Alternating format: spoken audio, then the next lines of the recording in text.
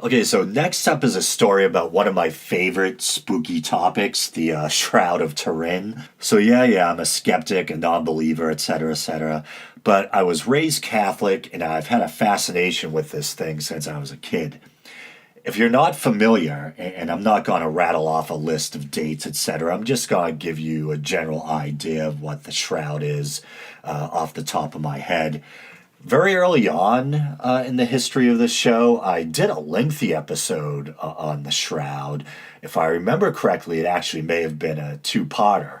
But the Shroud of Turin is named for where it's housed or displayed, which would be Turin, Italy.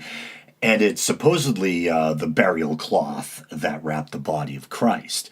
So it's a long rectangular piece of linen, I think with some kind of herringbone style weave or something like that, with the faint image of a man on it. When you unfold it, you can see an image of the back of the figure as well.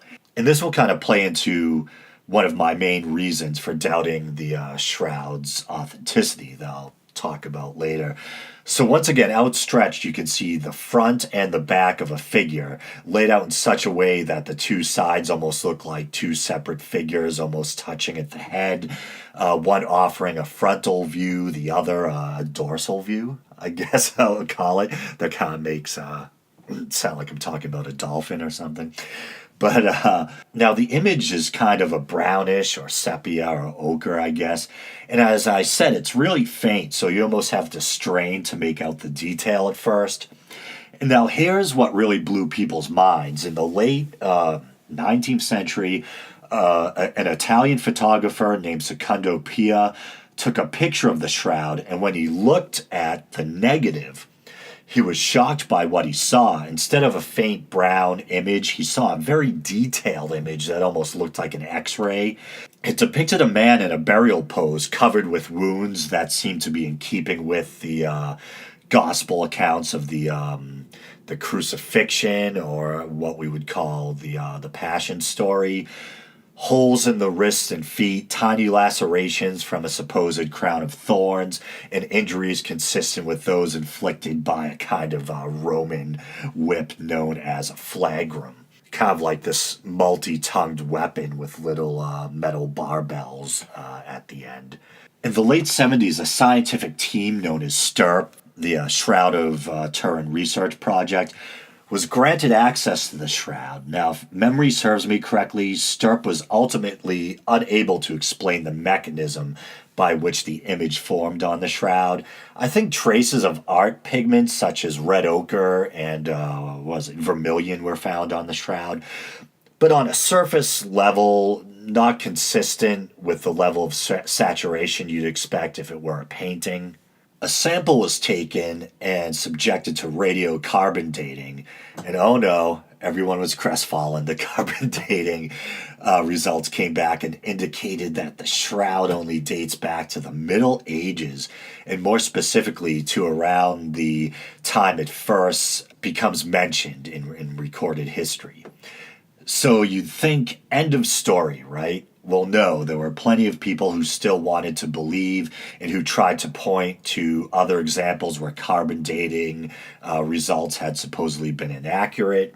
In fairness, it does seem that there may have been a problem with the shroud's carbon dating results. It turns out that the sample of the cloth that was used for testing may have actually come from a patch where the shroud had been repaired. The shroud had been damaged in a fire long ago, and then in the recent past, the shroud was saved from a fire yet again. You can probably find footage of the quote-unquote rescue online. It's kind of surreal seeing modern firefighters carrying this ancient relic. I think it was in a like a box or a case at the time. And this idea of the carbon dating being skewed isn't just some fringe theory. One of the more skeptical members of STIRP, shortly before passing away, and I apologize for forgetting his name, but he did a final interview for a fellow member of STIRP named Barry Schwartz, where he spoke openly about how it does look like the sample came from a patch or something like that. And it's funny, I actually corresponded with Barry Schwartz years ago, and he was really nice.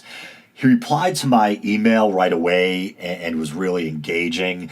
I had seen a documentary in which this lady put forth this really weird hypothesis that maybe the shroud was basically a drawing or painting that someone had done in Jesus's tomb while using Jesus's body as a kind of reference or still life. No pun intended. So I emailed Barry Schwartz saying the theory didn't make sense to me because the ancient Jews were supposedly forbidden from making graven images or creating the artistic representation of a human being, and he agreed with me. And it's interesting, Barry Schwartz, as you might have guessed from his surname, is Jewish, and yet he's a really passionate shroud investigator, dare I even say a shroud proponent. When you listen to him speak about it, you can hear this almost infectious enthusiasm in his voice. But anyway, so as far as the carbon dating goes, that's where things stand. You have scientists with differing opinions going back and forth on whether or not the original tests were skewed. Does it or doesn't it really only go back to the Middle Ages?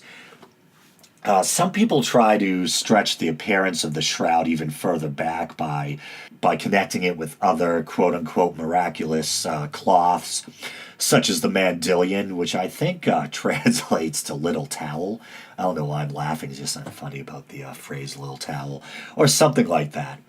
There's a story that predates the Middle Ages by centuries that tells of a king of Edessa being healed by miraculous cloth.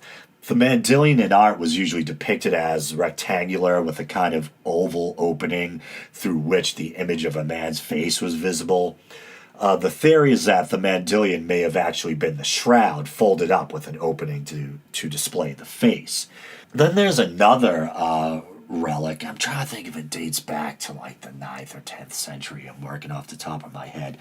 But it's a relic from Spain known as the Sudarium of Oviedo, which is supposedly a smaller cloth that, according to legend, was wrapped around the head of Jesus after his death. Supposedly the wounds on the Sudarium match up with the wounds on the shroud, or so they say. So then there's the problem of the so-called encoded image. How is it that the shroud looks faint to the naked eye, but reveals all this incredible detail when viewed as a photographic negative?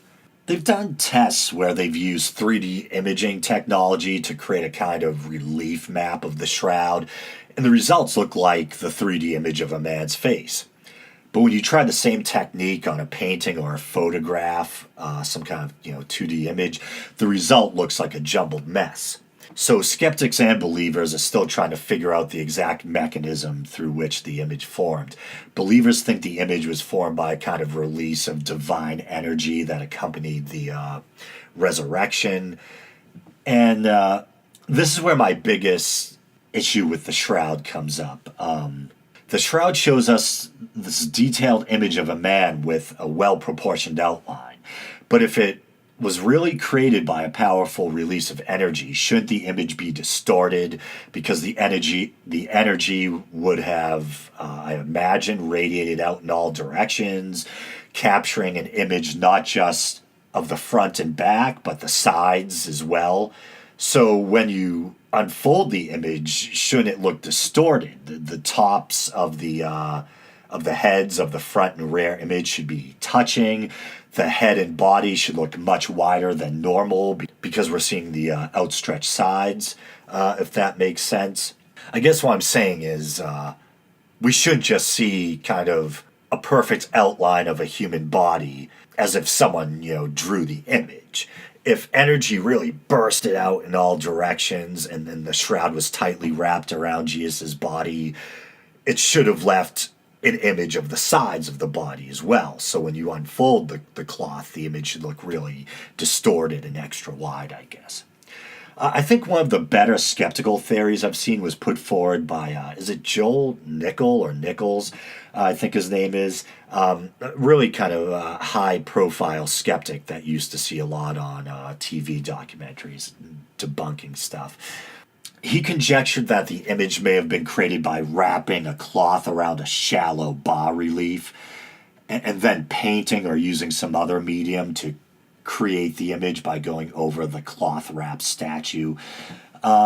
I believe this method may have yielded a 3D imaging result more in keeping with the shroud.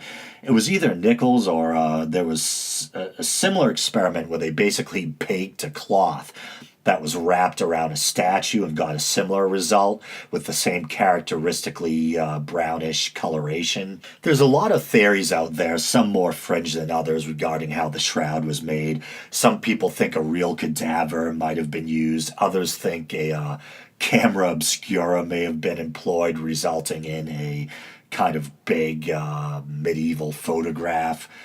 I'm trying to think.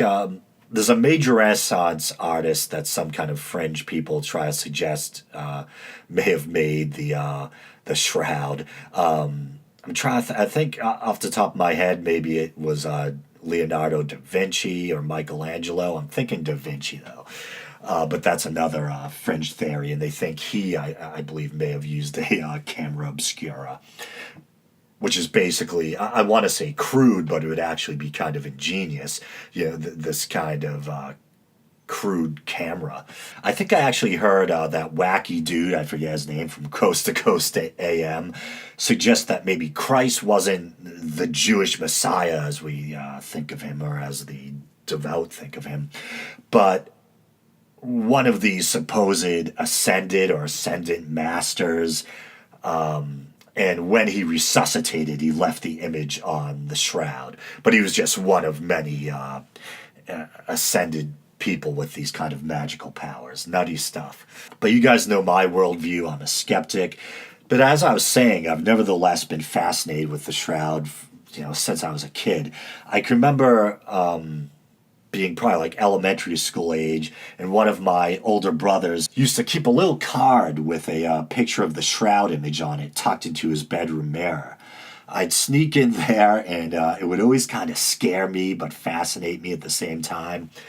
Then also, there used to be this old show called In Search Of, and it was hosted by the late Leonard Nimoy. And reruns were on TV of it, when I was a little kid. And they investigated a bunch of paranormal and occult topics, and they did an episode on the shroud, and it always stuck with me. But the reason why I'm talking about all this is because apparently the shroud is going on tour. Or rather, the shroud is staying in one place, and the pilgrims are coming to it. So display might be a better word than tour, but it's kind of a funny idea. But I'll read a little bit from a HuffPost article. And it looks like this is by Carol Curavilla. The Shroud of Turin goes on display in an Italian cathedral. The Shroud of Turin is back. Believers and skeptics alike have another chance to see the controversial Christian relic, which went on display in Turin, Italy this Sunday, ending a 5-year hiatus from the spotlight. And when is this dated, just to give you some reference? This is dated the 20th of April. Some say the 14-foot piece of linen is Christ's burial cloth. They point to what appears to be the imprinted image of a man bearing wounds from a crucifixion. Others say the whole thing is a medieval forgery. Regardless, the shroud has remained a wildly popular attraction for pilgrims from around the world. More than 1 million visitors have already reserved tickets online to see the shroud, according to Turin's mayor. The last public viewing of the shroud was in 2010. Pope Francis will be among those making a pilgrimage to Turin to pray. He's scheduled a private viewing with his Italian relatives on June 21st. Then it says, in 1988, researchers from 3 universities conducted carbon-14 testing of the relic. The researchers dated fibers from the shroud to the years 1260 and 1390, more than 1,000 years after Christ's crucifixion. A decade after the researchers' carbon tests, Anastasio Alberto Balestro, who had been Turin's cardinal archbishop in 1988, called the results of these tests a quote-unquote overseas Masonic plot meant to discredit the Roman Catholic Church. In a 2011 book, British scholar Charles Freeman suggested that the shroud was created for medieval Easter rituals. The earliest mention of the shroud he could find was in 1355, when the cloth was displayed at a chapel in Léry, France. On Easter morning, the gospel accounts of the resurrection would be reenacted, with disciples acting out a presentation in which they would enter a makeshift tomb and bring out the grave clothes to show that Christ had indeed risen, Freeman told The Guardian. Italy's former royal family, the House of Savoy, acquired the shroud in 1453. Freeman says the family converted the cloth into a high prestige relic in order to bolster the kingdom's reputation. In spite of skeptics, faith still plays an important role in how many people see the shroud today. Yes, I believe in it. I believe in it with my heart. Marco Mazzoni, an Italian who is scheduled to see the shroud in May, told The Guardian. It signifies the suffering of Christ and the sacrifice he made for everyone.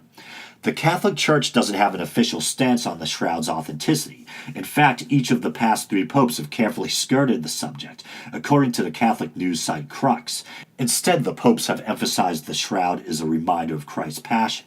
But there you have it. I know the majority of my listeners are probably fellow skeptics and non-believers, so I'm sure you've probably had your fill of listening to me talk about the Shroud of Turin.